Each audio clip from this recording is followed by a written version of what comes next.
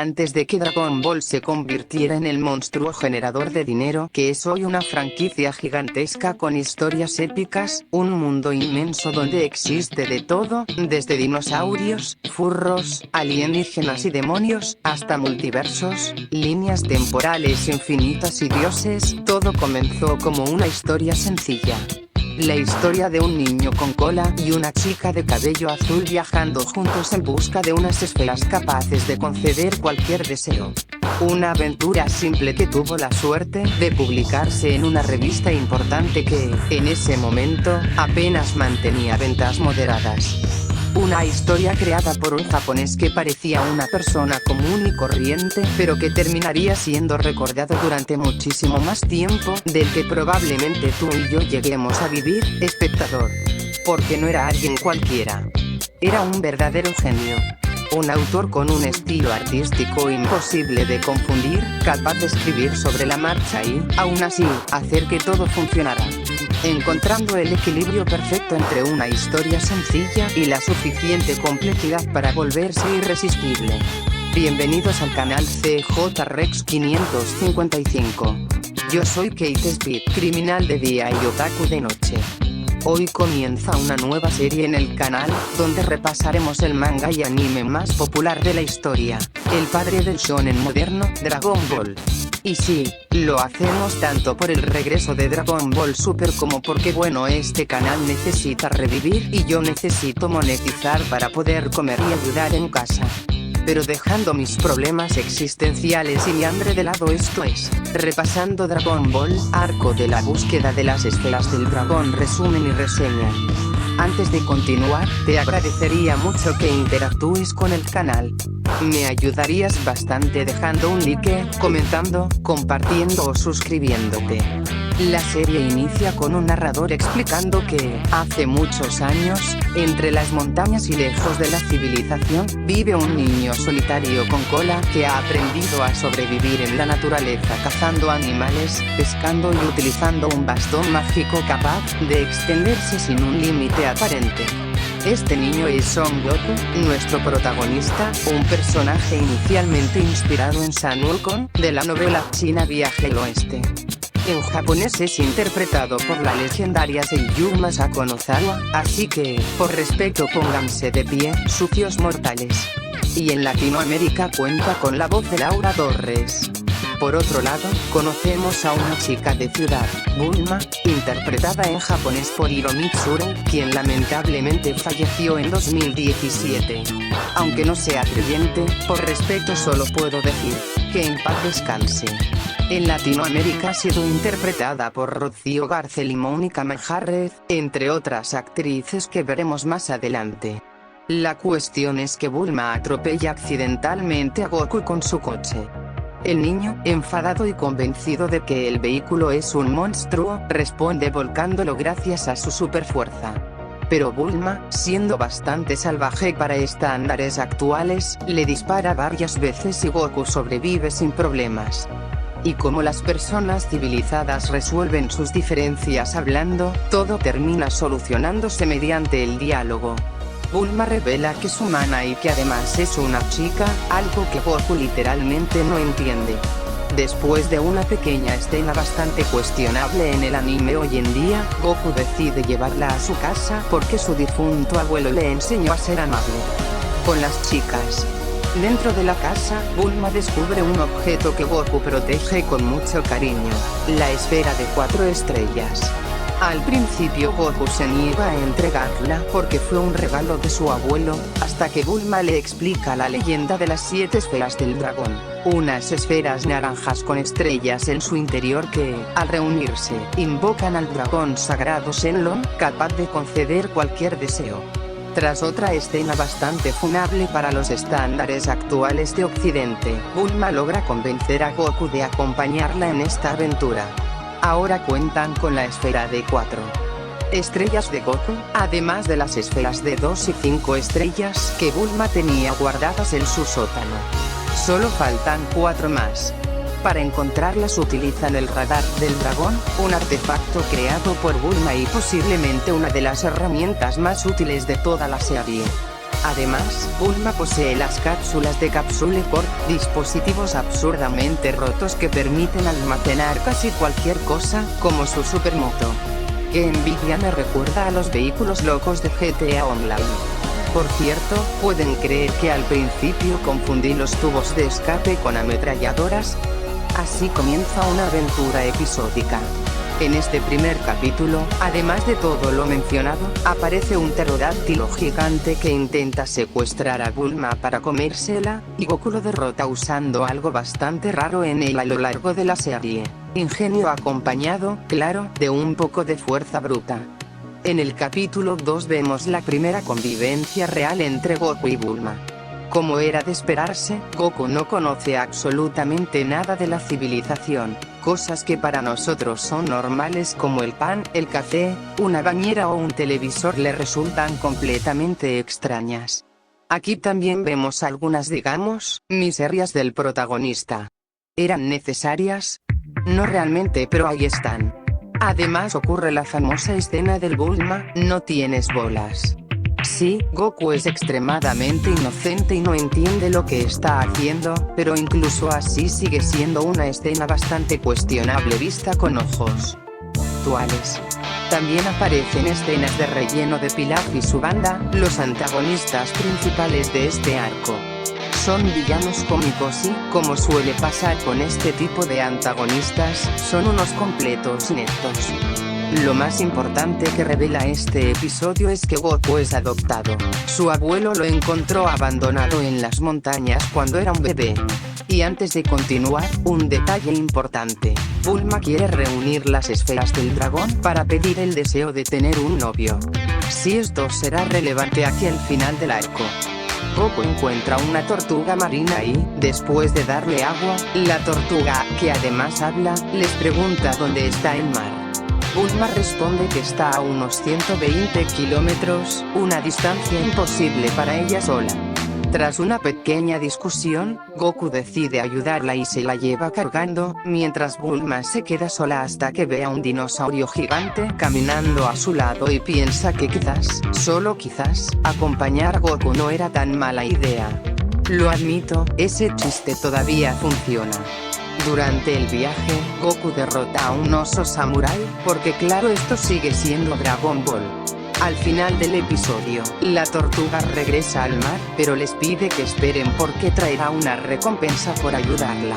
Minutos después vuelve acompañada por un viejo, sospechosamente peculiar montado sobre su caparazón. Por cierto, tanto el opening como el ending tienen una cantidad abominable de spoilers. El anciano resulta ser Muten Roshi, interpretado en japonés por Kei Miyauchi.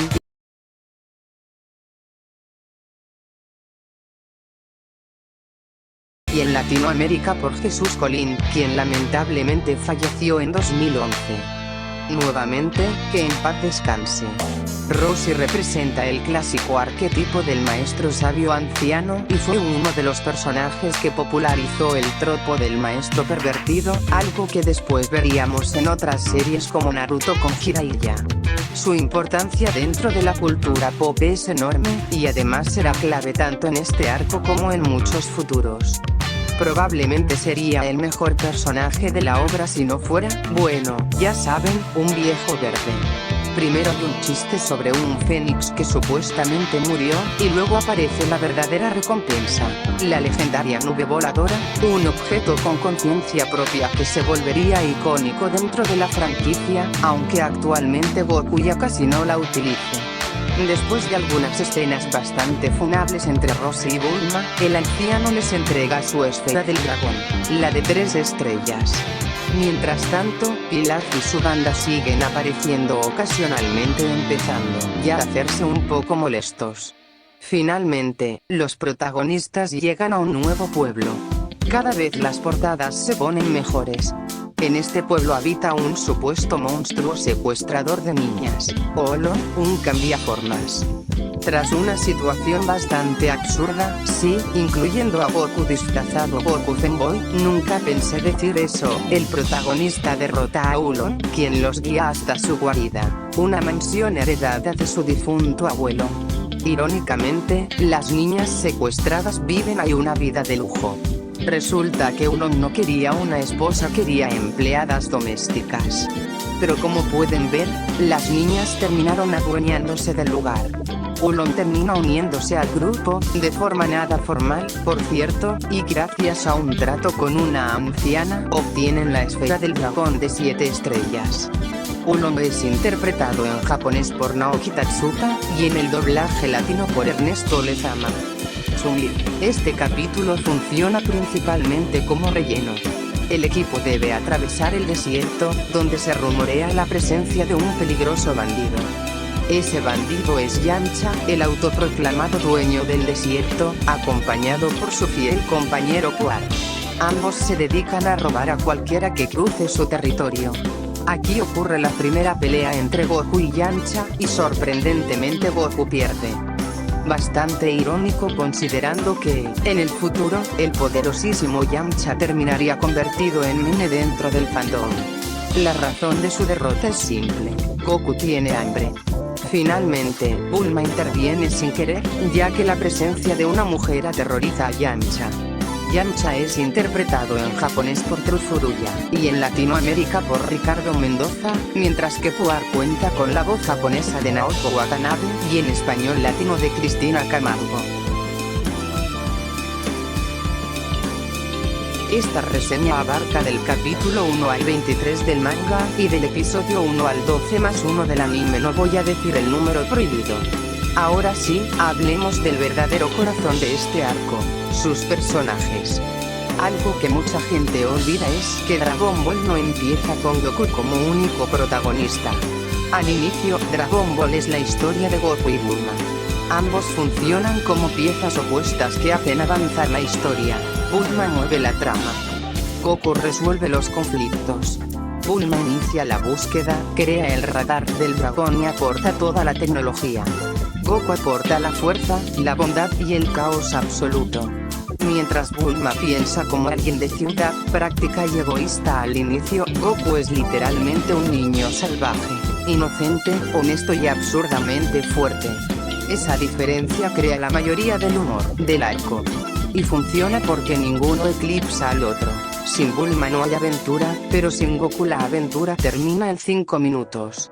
Goku en esta etapa es probablemente su versión más adorable. Puro corazón, cero malicia y una lógica completamente alienígena para la civilización humana.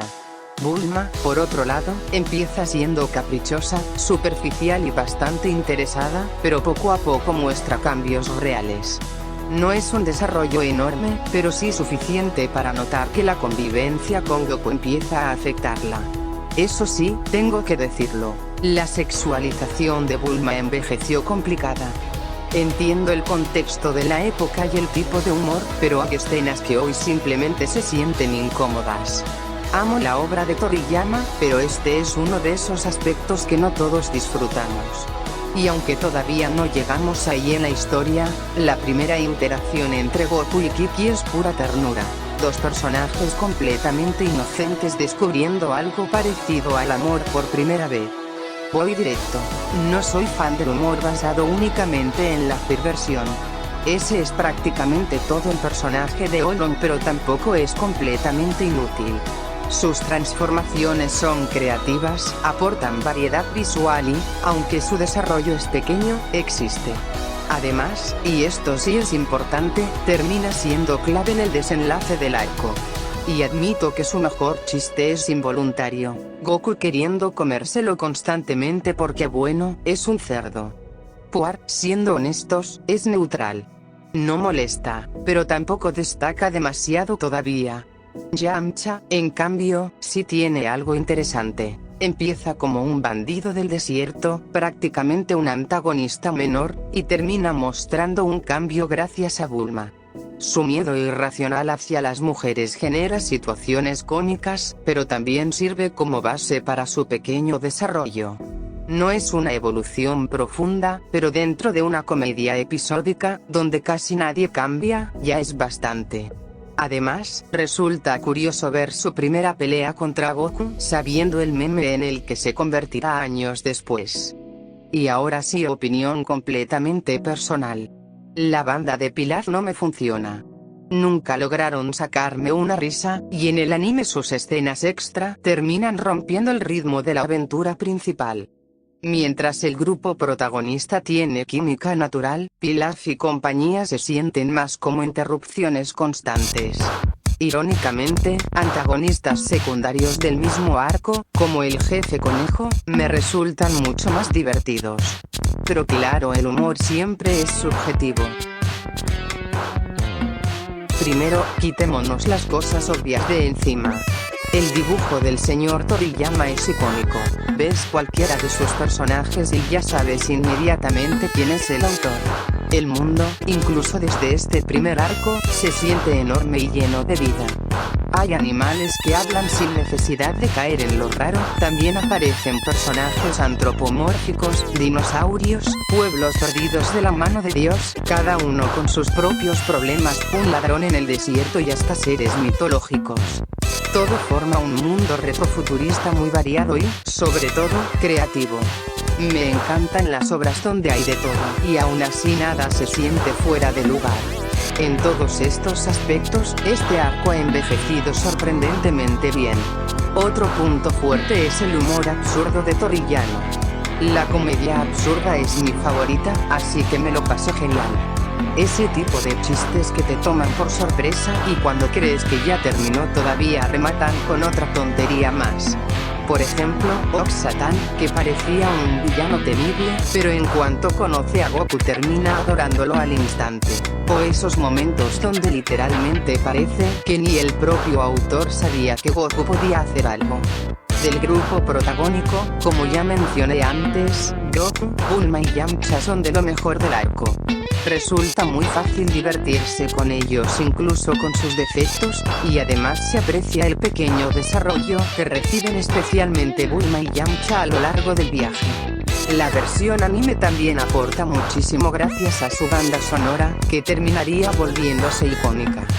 Los temas del opening y el ending son simplemente hermosos, pero especialmente el ending, cuya secuencia redibujando portadas del manga me hizo soltar un auténtico uff. En cuanto a la trama, al tratarse principalmente de una serie de comedia, no se le puede exigir una complejidad que nunca pretende tener. Si te gusta el humor absurdo, el manga se disfruta muchísimo porque en ninguna parte se siente pesada de leer. El concepto de Goku enfrentándose a la civilización no es nuevo, pero aquí lo vemos desde la inocencia de un niño, lo que además de gracioso resulta bastante adorable. Las aventuras episódicas son muy variadas. Pelear contra animales gigantes, detener criminales que aterrorizan pueblos, enfrentarse a un bandido del desierto, ayudar a una tortuga, apagar el fuego de una montaña y, por supuesto, el conflicto final contra Pilaf. Esa variedad mantiene el ritmo fresco constantemente. Casi lo olvido. Cada personaje del grupo protagónico está muy bien introducido. Todos tienen entre 1 y 2 capítulos para presentarse, lo cual es suficiente para conocerlos sin saturar la historia con explicaciones innecesarias. Existe un equilibrio muy bien logrado entre comedia y aventura. Da la sensación de que Toriyama pensó cada lugar como una oportunidad para nuevos chistes, mientras que los combates mantienen un tono humorístico bastante simpático. También destaca el misterio alrededor de las esferas del dragón. ¿De dónde vienen, dónde están y qué son realmente? El propio dragón Shenlong permanece como un enigma durante gran parte de Dragon Ball clásico, y la información se va revelando poco a poco, no solo en este arco sino también en los futuros. Pero probablemente lo mejor de este primer arco, aparte del humor absurdo y de Yamcha, es el contraste entre Goku y Bulma. Son opuestos totales que se complementan perfectamente. Sin uno de los dos, simplemente no habría aventura.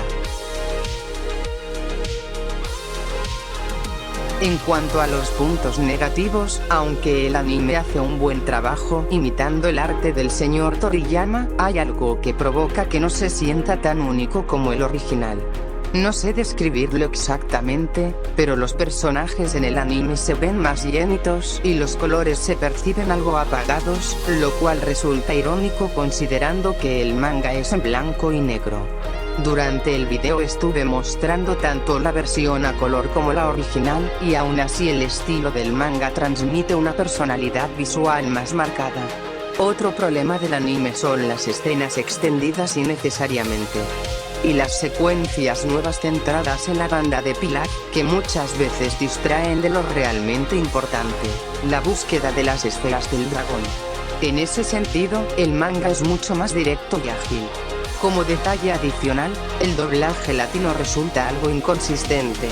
Hay términos que cambian entre capítulos y momentos donde, por censura, se mantiene el audio original en japonés aunque segundos antes los personajes estuvieran hablando en español, lo cual rompe un poco la inmersión. Y aunque amo el opening y el ending por su música, también hay que decirlo, tienen una cantidad abominable de spoilers. Me imagino perfectamente a un niño japonés viendo la serie y enfadándose porque prácticamente le adelantaron el final del arco. En cuanto a la animación en general, y teniendo en cuenta que la serie tiene ya más de 40 años, mi mayor queja es el ritmo. Algunas secuencias se alargan innecesariamente y ciertos episodios se sienten pesados en comparación con el manga, que siempre mantiene una lectura ligera y dinámica. Pasando a aspectos más generales que también afectan al manga, hay elementos que han envejecido mal. Las escenas cuestionables que mencioné durante la narración, los momentos incómodos y, especialmente, la sexualización descarada de Bulma. Literalmente hay escenas donde se le muestran los pechos en el manga, y no es una exageración. Este tipo de humor pervertido sigue existiendo en el shonen actual, aunque con menor frecuencia. Por ejemplo, en Jujutsu Kaisen, salvo casos muy puntuales como Mei Mei, los personajes femeninos rara vez son sexualizados, mientras que en Dandadan hay momentos donde el fanservice vuelve a ser bastante evidente con Momo. Y claro, no podemos olvidar a Rosy y Yulon, dos personajes cuyos chistes giran casi siempre alrededor de su perversión. Si bien tienen algunas escenas que los redimen un poco, gran parte de su humor depende de eso. Lo más parecido en el shonen moderno sería Mineta de Boku no Hero Academia, aunque en ese caso sí existe un pequeño cambio progresivo con el tiempo. Rosy, en cambio, no abandona realmente ese rasgo hasta etapas muy tardías de la franquicia, ya en los últimos arcos de Dragon Ball Super. Por otro lado, Puar me parece un personaje bastante insípido. No tiene demasiado que aportar, es como Ulon pero sin su rasgo más distintivo ni una personalidad fuerte. Si Ulon ya es discutible como personaje, Puar termina siendo aún menos memorable, funcionando más como un acompañante y un lamebotas de Yamcha. Al menos no es un pervertido y puede resultar adorable por momentos, pero tanto él como Ulon prácticamente terminan el arco igual que como lo empiezan, sin un desarrollo real. Volviendo al anime, las escenas adicionales de la banda de Pilar nunca lograron hacerme reír. Se nota la intención del equipo de animación de imitar el humor del maestro Toriyama, pero simplemente no funciona. Ni siquiera se acercan al timing cómico del manga. Ya como punto menor, al tratarse de un primer arco episódico, donde cada capítulo presenta su propio conflicto, la historia puede llegar a sentirse algo inconexa. Afortunadamente no es un problema grave. Sin embargo, ese mundo tan variado que antes elogié también puede resultar extraño para algunos espectadores, especialmente para quienes comenzaron con Dragon Ball Z o Super. Aunque sea la misma obra, el tono es muy diferente. A mí personalmente no me afecta, pero puedo entender perfectamente por qué a otros sí. Relleno. El equipo pasa la noche en un remolque que Ulon tenía guardado en una cápsula. Goku y Bulma caen dormidos debido a unos polvos para dormir que les dio el muy cerdo de Ulon con la intención de aprovecharse de la joven. Luego aparece Yamcha y Puar, quienes se enteran de las esferas del dragón, y entre una cosa y otra Ulon no cumple su objetivo y Yamcha vuelve a ser derrotado gracias a Bulma. No me gusta este capítulo porque los protagonistas realmente graciosos están dormidos casi todo el tiempo, dejando a Ulon como protagonista absoluto, y claro, todos los chistes giran alrededor de la sexualización. Ah, y la banda de Pilar también aparece en la versión anime. Lo más relevante es que Yamcha quiere las esferas para superar su miedo a las mujeres y Ulon para conseguir chicas. Este sí avanza la trama. Ignorando que Toriyama aparentemente creó un fetiche con las conejitas que existe hasta nuestros días, Yamcha destruye el remolque y, tras ser vencido por Goku, cambia de estrategia y decide ayudarlos entregándoles una cápsula con un auto que posee un rastreador. El equipo llega a la montaña de fuego, donde vive el gran Oxatán. Este gigante es el rey de toda la zona y posee un enorme castillo lleno de tesoros. Según Olon, hace 10 años un espíritu de fuego provocó el desastre. Aquí tengo un canon. ¿Recuerdan que al inicio Roshi quería regalarle a Goku un ave fénix que había muerto un año antes? Sabiendo que Oxatán y el abuelo Gohan fueron discípulos de Roshi, probablemente ambos interactuaron con ese fénix en el pasado. Gracias a que Goku llega sobre la nube voladora y porta el báculo sagrado, Oxatán le pregunta si conocía a Gohan. Cuando Goku responde que era su abuelo, el gigante se calma. Por otro lado, Milk, la hija de Oxatán, persigue a un dinosaurio y lo elimina frente a Yamcha, quien termina noqueándola porque, sinceramente, esa niña con un boomerang hacha y un rayo láser era un peligro. Goku y Oxatán llegan a un acuerdo. Goku traerá a Roshi para apagar las llamas. Milk acompaña a Goku y demuestra estar claramente enamorada, mientras él no entiende absolutamente ninguna indirecta. Cuando intenta comprobar su género tocándola, recibe tremendo golpe. Estos 2 capítulos fueron un cague de risa. Me divertí muchísimo. Lo único incómodo fue el último panel de Milk con la explicación del narrador. Juzguenlo ustedes mismos. Y sí, la ropa también es cuestionable para una niña. Finalmente, Goku consigue la dirección de Roshi preguntándole a un delfín y llegan a la isla. Milk no cree que ese viejo escuálido sea tan fuerte y le lanza su hacha. Por centímetros casi perdemos al maestro. En el manga, el abanico capaz de apagar las llamas, cuyo nombre es impronunciable para Locuendo, fue arruinado por Roshi con una sopa, así que decide ir personalmente montado sobre su pequeña tortuga, llamada Gamera. ¡Qué casualidad! Yo también tengo una tortuga con ese nombre. Roshi es un hombre de cultura. De repente, el viejo se transforma en una versión mamadísima y ejecuta por primera vez el legendario Kamehameha. No tienen idea de lo importante que esta técnica sería para la cultura pop. Explicación dentro de la historia. El ki es la energía vital presente en todos los seres vivos, y Roshi puede controlarla. Roshi no solo apaga el fuego, destruye la montaña entera. Pero bueno, ya no hay incendio. Cosas importantes que ocurren aquí. Yamcha descubre que la debilidad de Goku es su cola. Goku se compromete con Milk sin entenderlo, creyendo que casarse es comida. Oxatán les regala un auto tras la destrucción del anterior. Goku copia el Kamehameha con solo verlo. Encuentran la esfera de 6 estrellas. Y antes de continuar, otra escena funable de Roshi, ahora con Ulon transformado en Bulma. Ah, y para quienes aún se burlan de que en España llamen al Kamehameha Onda Vital, les recuerdo que nuestro primer doblaje latino lo llamó Onda Glaciar. El equipo llega al reino champiñón donde un plomero bigotón... Kate, te equivocaste de guión. Cierto. El equipo llega a un pueblo lleno de hongos gigantes donde todos temen a Bulma por sus orejas. Intentan comprar combustible y cápsulas, pero nadie quiere acercarse hasta que Bulma cambia de ropa. Aparecen unos delincuentes que intentan aprovecharse de ella. Tras un pequeño enfrentamiento llaman a su jefe. Por cierto, la portada del capítulo 17 está durísima.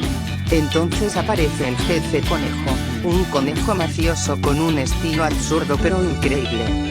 Toriyama logró que un conejo tuviera presencia intimidante, lo cual todavía me sorprende.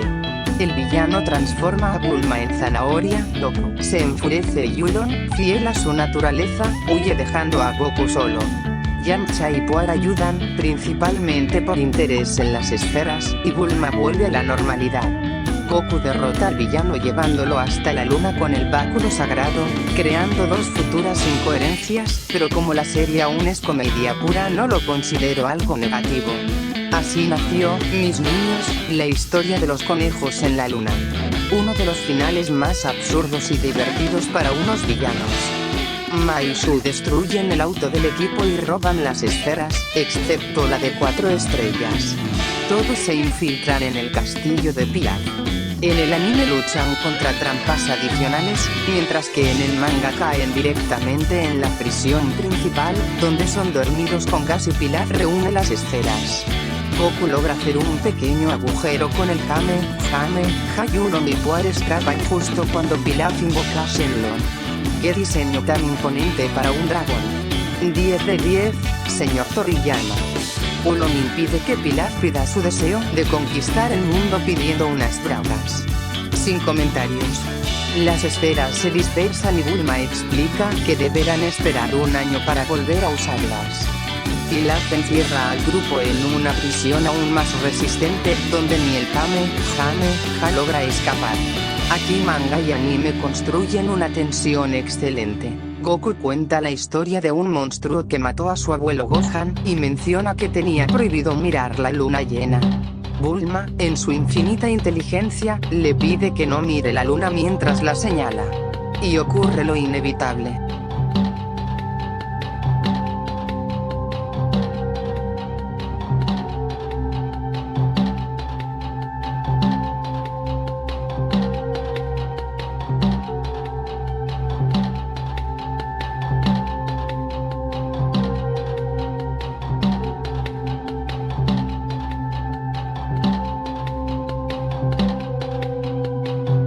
Goku se transforma en un monstruo gigante, mezcla de hombre lobo y King Kong, destruyendo el castillo de Pilaf. No sería hasta mucho después que conoceríamos el nombre de esta transformación: Ozaru, el gran mono. Dato curioso: según el propio manga, ni siquiera Toriyama sabía que esto iba a pasar. Absolute Cinema. La secuencia de transformación es espectacular y el diseño del monstruo me encanta. Sí, el Ozaru es poder del guión salvando a los protagonistas, pero estamos en una comedia. Buscar coherencia absoluta aquí sería perder la gracia. Goku arrasa el castillo mientras Pilaf y su banda escapan. El anime incluso hace una referencia directa a King Kong de 1933. Yamcha supera su miedo a las mujeres para salvar a Bulma, y Puar corta la cola de Goku transformándose en tijeras, devolviendo todo a la normalidad. Cuando Goku despierta, vuelve a asustarse por su cola y pierde el equilibrio. El final no es espectacular, pero sí muy bonito. Todos cumplen sus deseos sin usar magia. Goku vivió una gran aventura. Bulma inicia su relación con Yamcha. Yamcha supera su miedo. Oolong podrá conocer chicas. Puar bueno, tiene salud. El grupo toma caminos separados. Todos regresan a la ciudad mientras Goku viaja a la isla del maestro Roshi para hacerse más fuerte. Porque al final, el verdadero tesoro nunca fueron las esferas, sino las experiencias vividas. Dato importante para el futuro: Bulma le regala a Goku el radar del dragón para que, cuando las esferas recuperen su poder, pueda volver a buscar la esfera de 4 estrellas. Y así termina el primer arco de Dragon Ball. Una historia sencilla, pequeña si la comparamos con todo lo que vendría después, pero increíblemente importante. Antes de los dioses, los niveles de poder absurdos y las batallas que sacuden universos enteros, Dragon Ball era una aventura. Un viaje extraño, divertido y caótico protagonizado por un niño salvaje que apenas entendía el mundo y una chica brillante que quería cambiar su vida usando unas esferas mágicas. Y creo que ahí está la verdadera magia de este arco. No se trata de salvar el mundo. No se trata de volverse el más fuerte. Ni siquiera se trata realmente de las esferas del dragón. Se trata del viaje. Cada parada introduce un lugar nuevo, personajes distintos y situaciones absurdas que construyen un mundo que se siente vivo. Un mundo donde pueden coexistir dinosaurios, animales que hablan, bandidos del desierto, conejos mafiosos y maestros de artes marciales sin que nada se sienta fuera de lugar. Toriyama logra algo muy difícil: hacer que la simplicidad funcione. La historia es ligera, episódica y cómica, pero nunca vacía. Siempre está avanzando gracias a la química entre Goku y Bulma, el verdadero corazón del arco. Dos opuestos totales que, juntos, hacen que la aventura exista. Y aunque hoy Dragon Ball es recordado por sus peleas, aquí vemos algo diferente: la inocencia. Un Goku que pelea porque es divertido. Un grupo que viaja sin grandes ambiciones.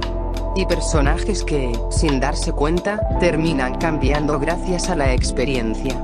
Al final, nadie consigue exactamente lo que quería usando las esferas, pero todos obtienen algo mejor. Goku encuentra un nuevo camino para hacerse más fuerte. Yamcha supera su mayor miedo. Bulma consigue algo que no esperaba. Y el equipo entiende que el verdadero deseo no siempre se pide, a veces se vive. Este primer arco puede parecer pequeño comparado con lo que vendrá después, pero sin él, Dragon Ball jamás habría sido el fenómeno que conocemos hoy. Aquí nacen las bases: el humor absurdo, la aventura, el crecimiento personal y ese equilibrio único entre comedia y acción que definiría a toda la obra. Y quizás por eso, más de 40 años después, esta historia sigue funcionando. Porque antes de ser una leyenda del shonen, Dragon Ball fue simplemente una gran aventura. Y antes de despedirnos, creo que también es justo recordar a la persona que hizo posible todo esto. El maestro Akira Toriyama ya no está con nosotros, pero su obra sigue viva en cada lector, en cada espectador y en cada persona que alguna vez soñó con subirse a la nube voladora o lanzar un Kamehameha por primera vez. Gracias por esta historia, maestro. Descanse en paz. Yo soy Kate Speed y esto fue Repasando Dragon Ball, arco de la búsqueda de las esferas del dragón, resumen y reseña. Nos vemos en el siguiente arco. Chao.